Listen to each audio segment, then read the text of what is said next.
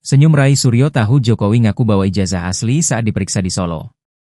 Pakar telematika, Roy Suryo senyum tahu Presiden RI ke-7, Joko Widodo, Jokowi, mengaku membawa ijazah asli. Rai Suryo adalah pakar telematika yang disorot karena pernyataannya terkait ijazah Presiden Joko Widodo, Jokowi. Ia mempersoalkan keaslian ijazah Jokowi dari Universitas Gadjah Mada, UGM, dan mengklaim menemukan ketidaksesuaian. Jokowi sempat menjalani pemeriksaan di Polresta Solo, Jawa Tengah. Ia datang dan mengaku bawa ijazah asli dalam rangka pemeriksaan yang dilakukan oleh penyidik Polda Metro Jaya soal dugaan ijazah palsu, Rabu, 23 Juli 2025.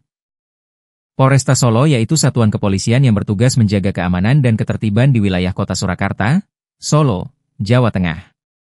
Polresta Solo menjadi sorotan karena menjadi lokasi pemeriksaan mantan Presiden Jokowi terkait dugaan pencemaran nama baik dan ijazah palsu.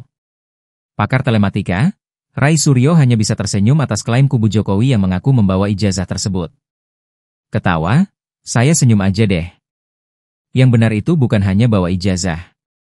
Yang pertama, saya harus katakan sekali lagi semua itu harus equality before the law. Semua orang itu sama, persamaan haknya di mata hukumnya, kata Rai kepada wartawan di Jakarta, Rabu, 23 Juli 2025.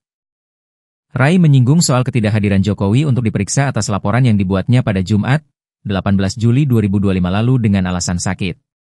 Namun, Jokowi malah terlihat dalam Kongres Partai Solidaritas Indonesia, PSI, di Solo, Jawa Tengah sehari setelahnya. Menurutnya, jika kubunya yang tidak hadir, maka langsung disebut mangkir. Namun, hal yang sama tidak diperlakukan kepada Jokowi saat tidak hadir. Selanjutnya, Rai pun mengungkap sejatinya ijazah asli tersebut tak hanya ditunjukkan, melainkan juga harus disita dan diperiksa oleh polisi.